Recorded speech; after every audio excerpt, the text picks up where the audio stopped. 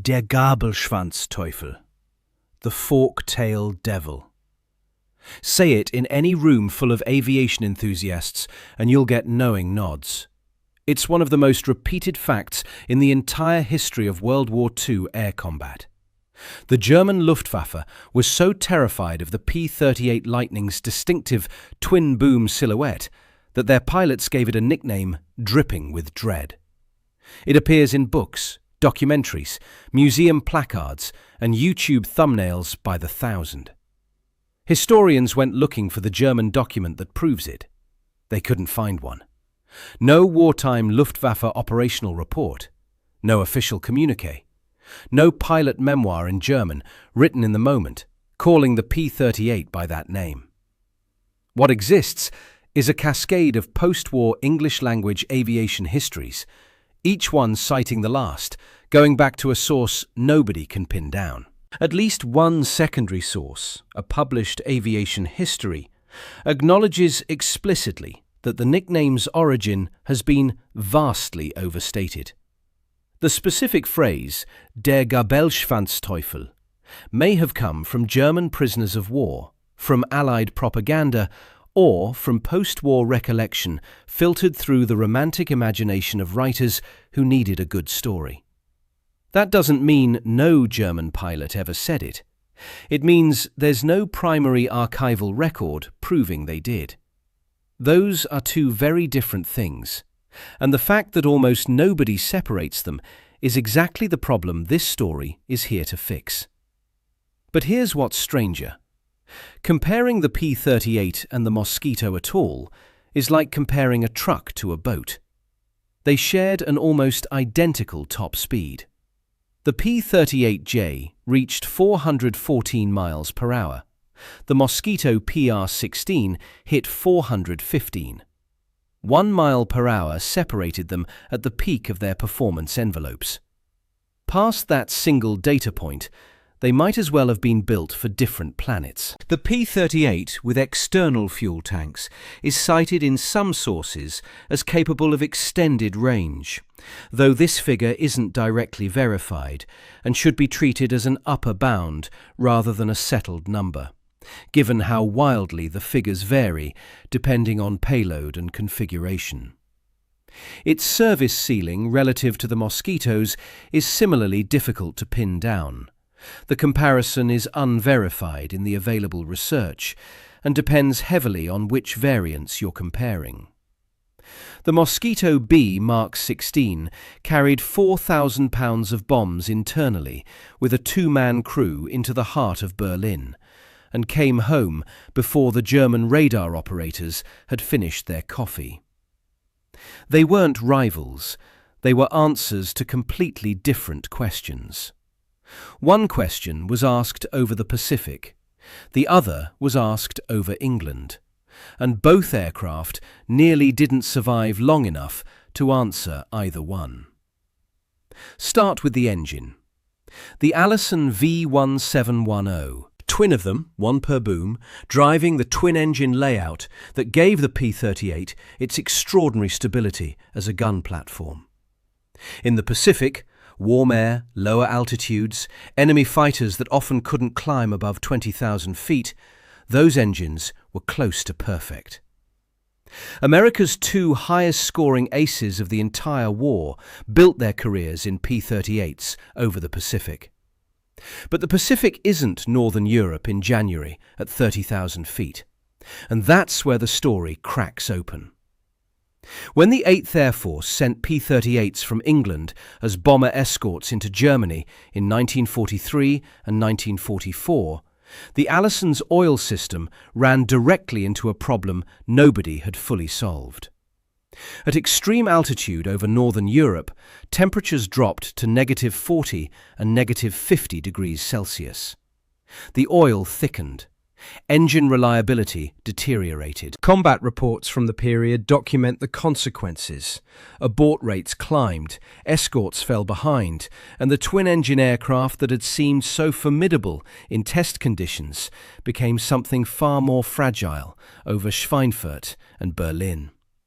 One viewer's comment put it plainly: The P-38 engine oiling system was terrible in the cold of Northern Europe. That's community testimony, not a declassified engineering report, but it aligns with what the operational record shows. The oil system failure is documented. Some accounts also describe intercooler duct icing as a compounding factor.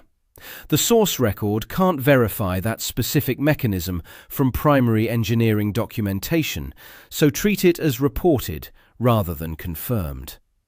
Below 15,000 feet, an approximate interpretive threshold, not a verified operational statistic, German fighters optimized for low to medium altitude pressed hard against a P-38, whose supercharger advantage had largely evaporated.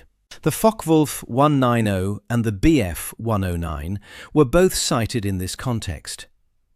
The operational picture that emerges from ETO records is of an aircraft fighting in the wrong theatre.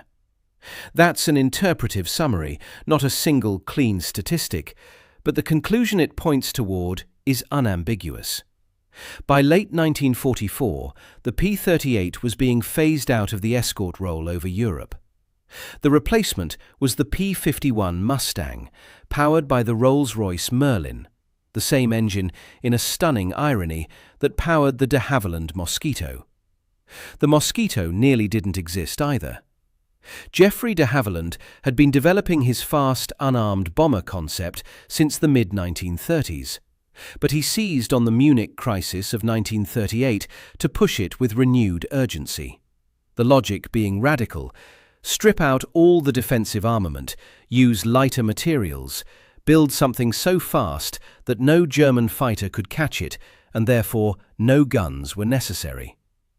The Air Ministry's response was obstruction. They wanted gun turrets. They wanted a conventional armed design. At one point, the order came down for de Havilland to focus on Tiger Moth trainer production instead of pursuing this wooden heresy. The specific directives and their exact dates aren't fully documented in what's available. The general obstruction is confirmed, but the precise timeline carries real uncertainty. What is documented is that de Havilland proceeded as a private venture, without Air Ministry funding, building the prototype on their own resources and their own conviction. The prototype, W4050, flew in November 1940. Powered by two Rolls-Royce Merlins and built from what the Air Ministry had essentially called an absurd material, it hit speeds that immediately embarrassed every objection. The construction method was genuinely strange. An outer skin of Canadian birch plywood, a core of balsa, another layer of birch, the entire fuselage formed in two half-shell molds and then bonded together. It wasn't designed the way metal aircraft were designed. Whole sections could be built by furniture manufacturers, companies with woodworking expertise and machinery already in place, not competing for the aluminium and the specialized metalworking capacity that the Spitfire and Lancaster programs were consuming. That was the point. Aluminium was scarce in Britain in the early war years. Wood wasn't. Something else came with the wood that nobody planned: radar, which was by 1943 a genuine threat to Allied aircraft. Works by bouncing electromagnetic waves off metal surfaces. Wood doesn't reflect radar the same way. Whether a Mosquito cruising at altitude presented a meaningfully smaller radar return than a metal aircraft of comparable size is physically plausible. But no wartime British radar documentation has been found to confirm it, and no German radar operator's report has surfaced describing Mosquitoes as unusually hard to track. Nobody designed that in. There's no wartime British document that says, "We chose birch balsa for reduced radar cross-section." The radar stealth interpretation came later. It's a happy accident that nobody bothered to measure. Possibly real, but the evidence stops short of confirming it was a contemporary discovery rather than a retroactive framing. What the tropics did to the Mosquito is less poetic. The same glue bonds that held birch and balsa together in the English climate had a different relationship with the humidity of Burma. Multiple post-war operational assessments from Far East theatres document delamination, the sandwich construction literally coming apart in heat and moisture. Structural fault rates in some Mosquito marks were documented as significantly higher than comparable aircraft. The Royal Australian Air Force, operating in tropical conditions, chose the Bristol Beaufighter instead. An all-metal aircraft whose construction didn't depend on adhesive bonds staying intact in monsoon humidity. The specific procurement documentation for that Australian decision isn't in the archival record available here. But the operational logic is straightforward, and the general preference is attested. The wooden wonder was wonderful in certain climates. In others, it was a liability. Now correct the bomb load story, because it's wrong in an interesting direction. The claim that circulates in aviation discussions, that the Mosquito carried more bombs than a B-17 Flying Fortress, that claim isn't quite right, but the real number is actually more impressive. The Mosquito B Mark 16 carried 4,000 pounds of bombs internally. A B-17 on a typical deep penetration mission to German targets carried approximately 4,800 pounds. The B-17 actually carried more. But the Mosquito did it with 2 men. The B-17 did it with 10. 4,000 pounds divided by 2 is 2,000 pounds per crew member. 4,800 divided by 10 is 480. The Mosquito delivered bomb load at roughly 4 times the efficiency per person, flying faster at higher altitude with no defensive gunners to worry about, against an aircraft that required 10 men and produced a dramatically larger radar signature and was far more vulnerable to fighter interception. The efficiency ratio is the real story. The raw tonnage comparison misses it entirely. The V1 campaign sharpens that picture further. Beginning June 13, 1944, Germany started launching V1 flying bombs at England. Flying bombs cruising at between 360 and 400 miles per hour. Catching them required an interceptor that could actually reach their speed and altitude, then close the gap. The Mosquito, at 415 miles per hour, could do it. Many other Allied aircraft couldn't reliably.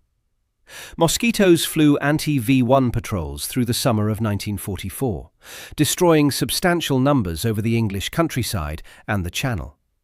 The specific figure of 600 V1s destroyed in 2 months appears in accounts of the campaign, but the source record can't tie it to a verified single primary document. Treat it as a plausible order of magnitude, not a certified count. What is confirmed is that the Mosquito was among the most effective V1 interceptors in RAF service, deployed extensively for exactly that role. That's not a role the P-38 was ever asked to fill. It's not a role it was designed for. Kelly Johnson's team at Lockheed had designed the P-38 for something different. Extreme range, high altitude, the ability to survive alone over vast oceanic distances where a single-engine failure meant death. Before 1943, Johnson led Lockheed's Advanced Development Projects Division. The name Skunk Works came later and applies to a later era. But the philosophy was already in place. Build unconventional aircraft for problems that conventional thinking hadn't solved yet. The twin-engine layout that caused so much trouble in Europe was, in the Pacific, the reason pilots came home. One engine hit, the other kept turning. One viewer, whose father worked at Lockheed from 1939 to 1946, described keeping employee newsletters from that period, documenting P-38s returning to base with damage that would have killed a single-engine aircraft.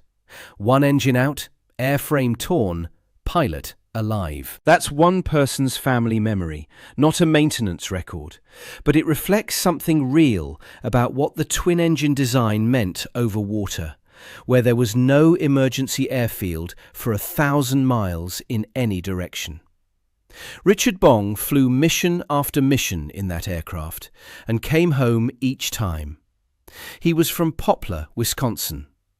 By the end of his Pacific tour, he held 40 confirmed aerial kills, the highest total of any American pilot in the entire war. General MacArthur grounded him from combat after that 40th kill, officially to protect him.